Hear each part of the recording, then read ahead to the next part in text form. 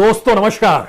दोस्तों, जिस वक्त इस देश का किसान सड़क पर आंदोलन कर रहा हो, ठीक उसी वक्त इस देश के प्रधानमंत्री अयोध्या पर चिंतन मनन करने बैठ जाएं। ठीक उसी वक्त इस देश के 6 कैबिनेट मिनिस्टर्स बीजेपी नेताओं के साथ बैठकर आने वाले वक्त में चुनाव को लेकर रणनीति बनाने में लग जाएं। तो इस देश की प्राथमिकता क्या है और इस देश की सियासत का मिजाज क्या हो चला है, यह शायद किसी से छुपा हुआ नहीं होगा। छुपा इसलिए नहीं क्योंकि उत्तर प्रदेश के चुनाव सामने खड़े हैं। उसके बाद उत्तर प्रदेश से ही दिल्ली का रास्ता बनता है। प्रधानमंत्री समझ रहे हैं मेमोरेंडम में जो शब्द लिखे गए हैं वो उनके गवर्नेंस पे सवालिया निशान उठाएंगे। तो ऐसे में अयोध्या का मंत्र ही उन्हें चुनावी जीत दिला सकता है। शायद इसीलिए आज का दिन, वही वक्त, सब कुछ उसी लिए चुना गया जिस वक्त किसान सड़क पर आंदोलन कर रहे थे, राजभवन की दिशा में बढ़ रहे थे। और शायद यह सवाल है, प्रधानमंत्री के पास इसके अलावे कोई दूसरा विकल्प भी तो नहीं था। क्योंकि जिस मेमोरेंडम को राष्ट्रपति के नाम किसानों ने लिखा, उसमें लिखे हुए शब्द बहुत साफ तौर पर यह बतलाते हैं कि दरअसल किसान आंदोलन अब एक राजनीतिक विस्तार ले चुका है। इस देश के भीतर में किसानों से जुड़े हुए 3 कानून और एमएसपी का सवाल धीरे धीरे इस देश के उन मुद्दों को अपने दायरे में लेकर आ पा रहा है जहां पर मोदी सरकार सीधे किसानों के निशाने पर है।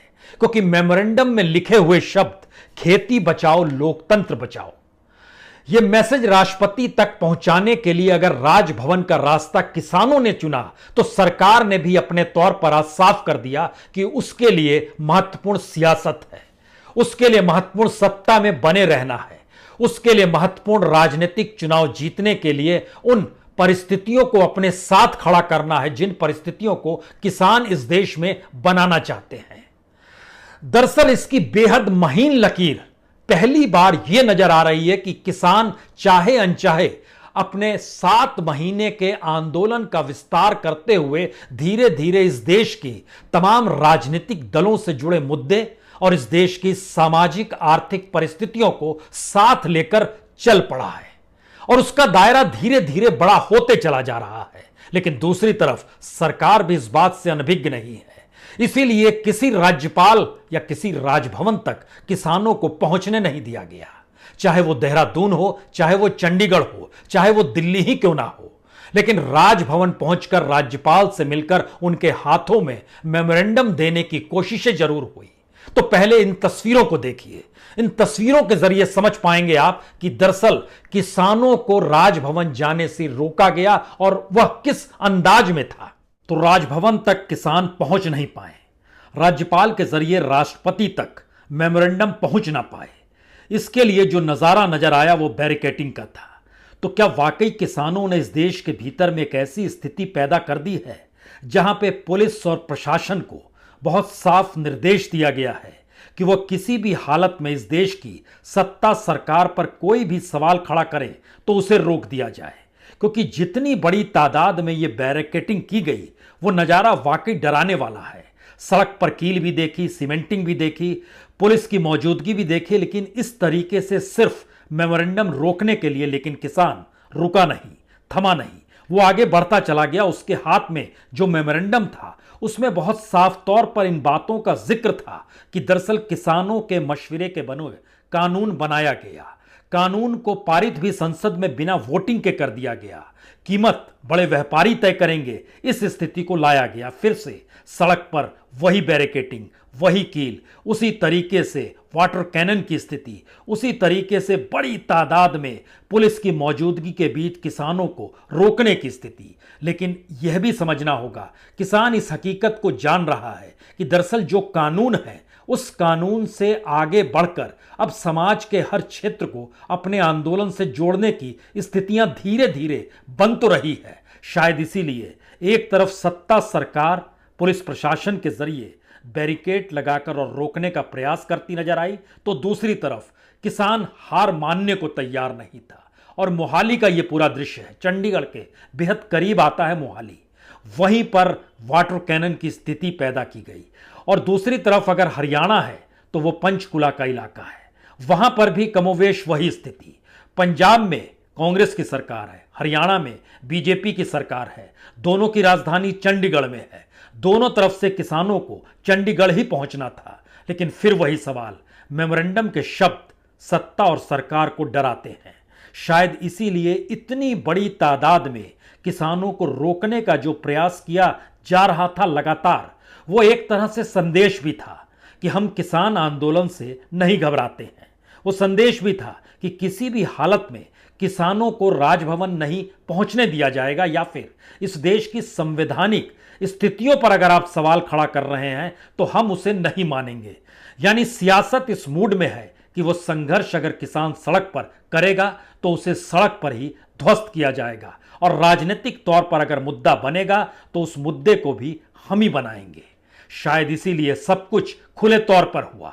बैरिकेटिंग करना, बैरिकेटिंग को तोड़ते हुए पुलिस का किनारे हो जाना और फिर लोगों को जाने देना, शोर हंगामा लगातार मचना, यह सारा दृश्य हर कैमरे ने कैद किया। यानी सरकार भी चाहती है आंदोलन के इस चेहरे को देश भी देखे। जाहिर है राजभवन को दिए जाने वाले मेमोरेंडम में लिखे शब्द सरकार के गवर्नेंस पर उंगली उठाते हैं। किसान आंदोलन इस हकीकत को समझ चुका है कि अगर वह सिर्फ 3 कानून और एमएसपी के दायरे में ही अब आंदोलन का जिक्र करेगा तो यह सरकार मानेगी नहीं। शायद इसीलिए आंदोलन को विस्तार देने की जरूरत है। इसीलिए मेमोरेंडम में जिन शब्दों का इस्तेमाल किया गया वो बहुत साफ तौर पर इस दिशा में ले जाते हैं कि कानून बनाने से पहले किसानों से कोई संवाद नहीं किया गया।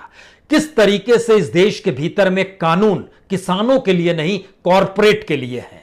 इतना ही नहीं, इस देश की नौकरशाही और पुलिस का इस्तेमाल किस तरीके से आंदोलन को रोकने के लिए किया जाता है, क्योंकि उसमें आंदोलन के रास्ते पत्थर लगाना, सड़कें खोदना, कीले बिछाना, आंसू गैस छोड़ना, वाटर कैनन चलाना, मुकदमे ठोकना, जेल में बंद किए जाना, और इन सब के बीच इस देश के भीतर में सरकारी गोडाउन्स जो एफसीआई के दायरे में आते हैं उसको भी एक लिहाज से घाटे में पहुंचाकर उसके ठीक पैरेलल में कॉरपोरेट्स के गोडाउन को बनवाना।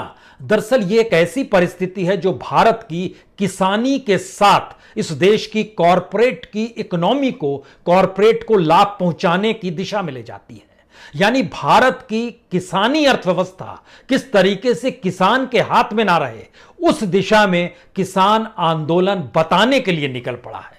और यहीं से शायद सबसे बड़ा सवाल होता है, क्या किसान इस दौर में सब कुछ धीरे धीरे एक एक करके समझता चला जा रहा है? और आज जब वो सड़क पर निकले तो उनके जहन में सिर्फ 3 कानून इसलिए नहीं है या एमएसपी का सवाल इसलिए नहीं है क्योंकि वह जान चुका है कि सरकार की आर्थिक नीतियां इस देश के बड़े व्यवसायियों के लिए है। क्या वो समझ चुका है कि जो अनाज मंडी चलती है उसके जरिए सरकार को लाभ नहीं होगा? क्या वो जान चुका है कि सरकार जब पीएसयू से डिसइन्वेस्टमेंट के जरिए पल्ला लगातार झाड़ रही है तो आने वाले वक्त में एफसीआई के गोडाउन्स भी नहीं बचेंगे? क्या वो जान चुका है कि किसान को आने वाले वक्त में खेती भी करनी होगी तो जो पूंजी लगाएगा उसके इशारों पर करनी होगी, जो दाम बाजार में तय होगा वह भी कॉरपोरेट करेगा? क्या ये सब कुछ जान चुका है?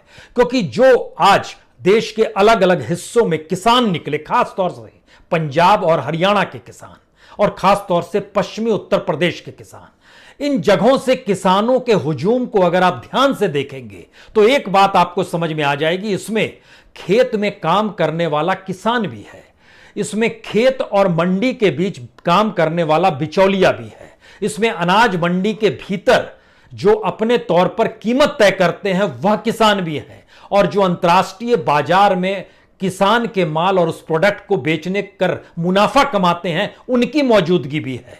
यानी सीमांत किसानों से लेकर बड़े किसानों तक की मौजूदगी आपको इस पूरे आंदोलन के भीतर नजर आएगी। जरा इन तस्वीरों को देखिए, कुछ स्थिति और साफ होगी। तो मेमोरेंडम देने के लिए जो किसान निकले जरा इनको देखिए। बड़ी गाड़ी भी आपको नजर आएगी, ट्रैक्टर भी नजर आएगा, छोटी साइकिल भी नजर आएगी। यानी किसानों की अपनी स्थिति उनकी आर्थिक स्थितियों की भी व्याख्या करती है, क्योंकि किसानों को पता है बीते 7 महीने के भीतर जितनी बड़ी तादाद में किसानों की मौत इस आंदोलन के साथ हुई है तो हर का आक्रोश उनके साथ है। से ज्यादा किसानों ने इस 7 महीने में समूचे देश में खुदकुशी की, लेकिन सिर्फ आंदोलन का जिक्र होगा तो 568 किसानों की मौत हो गई। हर दिन औसतन 2 से 3 किसानों की मौत हो रही थी। और अगर इस तादाद में किसान अपने आप से जुड़ा हुआ है, वो समझ पा रहा है कि इस देश के भीतर में किसानी एक दूसरे से जुड़ी हुई है, तो फिर हर मौत या खुदकुशी से जुड़े हुए तमाम मुद्दे जो हैं उसके जहन में जरूर होंगे। और ये